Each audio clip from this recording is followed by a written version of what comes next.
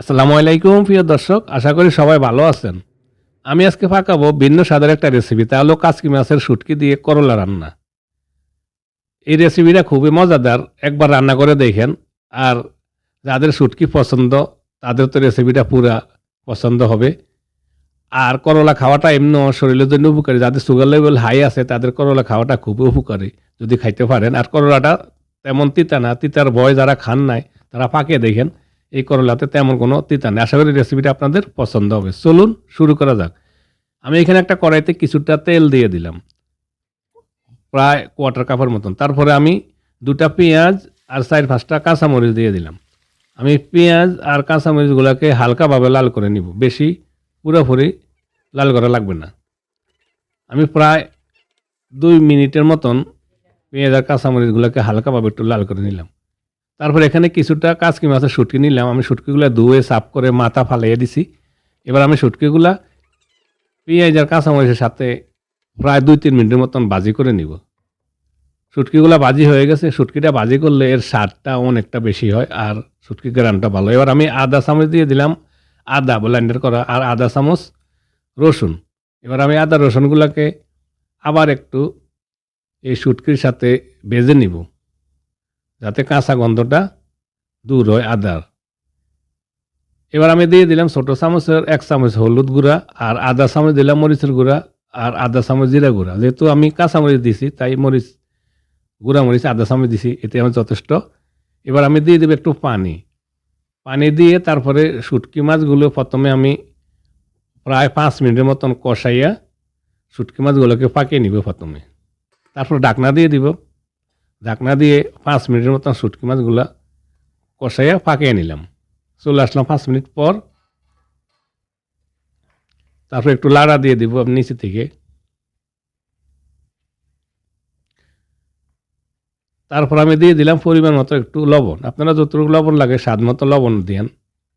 এবার আবার একটু লবণটা মিক্স করে নিব। তারপর এখানে আমি 4টা করলা নিয়েছি, লম্বা করে চিকন করে কেটে নিয়েছি একটু লম্বা করে। আর করলার বিচিগুলো আমি ফালিয়ে দিছি। এই করলাটা একটু তিতা কম, এটা সাধারণ করলা, উস্তা করলা না। যাই হোক, আপনারা একই সিস্টেম উস্তা করলা পাকাইতে পারেন। উস্তা করলা একটু সামান্য একটু তিতা লাগে, আর তিতাটা খাইতে পারলে কিন্তু শরীরের জন্য ভালো। এবার আমি একটু শুটকি মাছের সাথে করলাটা মিক্স করে নিলাম। তারপরে ঢাকনা দিয়ে আবার 2-3 মিনিটের মতন প্রথমে একটু পাকিয়ে নিব। চলে আসলাম 2-3 মিনিট পর।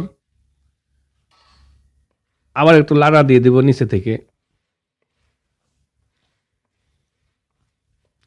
প্রিয় দর্শক, আশা করি সাথে থাকবেন, ছোট রেসিপিটা পুরো দেখবেন। এখানে আমি 2টা রসুনের কোষ নিয়েছি, যেহেতু শুটকি মাছের সাথে একটু রসুনটা বেশি লাগে তাই 2টা রসুনের কোষ নিয়েছি। আর একটা টমেটো আমি একটু টুকরা করে কেটে নিয়েছি।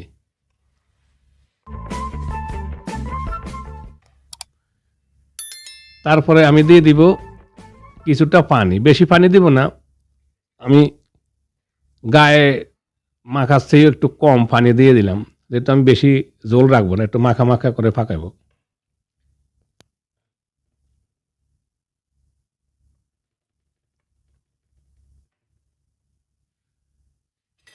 তারপর আবার ঢাকনা দিয়ে আমি 4-5 মিনিটের মতন মিডিয়াম থেকে একটু হাই হিটে রাখবো। চলে আসলাম 4-5 মিনিট পর। আবার আমি একটু লাড়া দিয়ে দিব, নিচে থেকে ভালো করে লাড়া দিয়ে মিক্স করে নিব।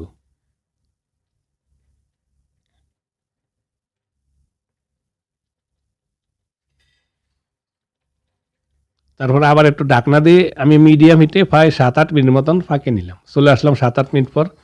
আমার করলা ফাঁক রেডি। শুটকি দিয়ে করলা ফাঁক আপনারা একবার ট্রাই করে দেখুন।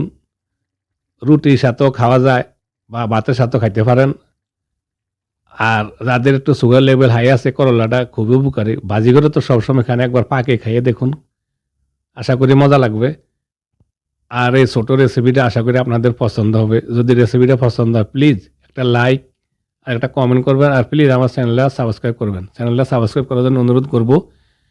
আপনাদের সাপোর্ট আমার প্রয়োজন, আশা করি সাপোর্ট করবেন। ধন্যবাদ সবাই, ভালো থাকুন, সুস্থ থাকুন, আল্লাহ হাফেজ।